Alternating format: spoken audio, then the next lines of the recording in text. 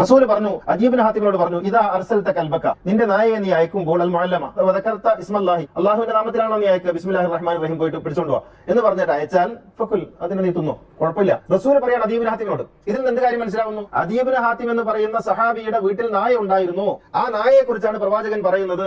എന്നിട്ട് പ്രവാചകൻ തുടർന്ന് പറയുന്നു, ഇതാ അർസൽത കൽബക ഫദ്കുർ ഇസ്മല്ലാഹ്, നീ നിന്റെ നായയെ വേട്ടയ്ക്ക് അയക്കുമ്പോൾ ബിസ്മി ചൊല്ലി അയക്കണം. ഫൈൻ അദ്റക്തഹു വലം യഖ്തുൽ ഫദ്ബ, അത് പിടിച്ചുകൊണ്ടുവരുന്ന ജീവിക്ക് ജീവൻ ഉണ്ടെങ്കിൽ നീ അറക്കണം.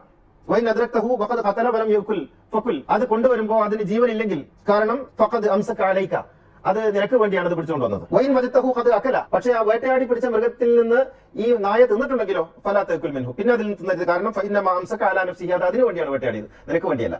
ഇങ്ങനെ പ്രവാചകൻ പരിശീലിപ്പിച്ച നായകളെ വളർത്താൻ സഹാബികൾ അനുവദിച്ചിരുന്നുവെന്നും സഹാബികൾ വളർത്തിയിരുന്നുവെന്നും വളരെ വ്യക്തമാണ് ഹദീസുകളിൽ നിന്ന്.